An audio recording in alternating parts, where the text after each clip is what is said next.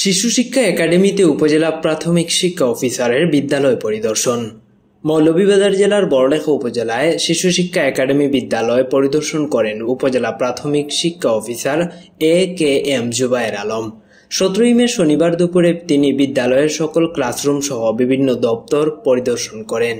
পরে শিক্ষক মিলনায়তনে স্কুলের অবকাঠামোগত উন্নয়ন, সংস্কার, শিক্ষকদের বিষয়ভিত্তিক ট্রেনিংয়ে অংশগ্রহণ এবং নিজেদের যোগ্যতা দক্ষতা বৃদ্ধি করা সহ নানা বিষয়ে পরামর্শ দেন উপজেলা প্রাথমিক শিক্ষা অফিসার। এ সময় বিদ্যালয়ের প্রধান শিক্ষক ইশরাত রেবিন, সহকারী প্রধান শিক্ষক সাইফুর রহমান কামরান, সিনিয়র সহকারী শিক্ষক আব্দুল হক সহ অন্যান্য শিক্ষক কর্মচারীরা উপস্থিত ছিলেন। পরিদর্শনকালে আরও উপস্থিত ছিলেন বিদ্যালয়ের পরিচালনা কমিটির সভাপতি ও বড়লেখা প্রেস ক্লাবের সহসভাপতি সাংবাদিক খলিলুর রহমান, কমিটির সাবেক সাধারণ সম্পাদক খিজির আহমদ, অর্থ সম্পাদক ফখরুল ইসলাম পারুল, বড়লেখা প্রেস ক্লাবের সাবেক সভাপতি অসিত রঞ্জন দাস, সাধারণ সম্পাদক আব্দুর রব, কোষাধ্যক্ষ সাংবাদিক সুলতান খলিল, সদস্য রেদওয়ান আহমদ রুম্মান সহ আরও অনেকে।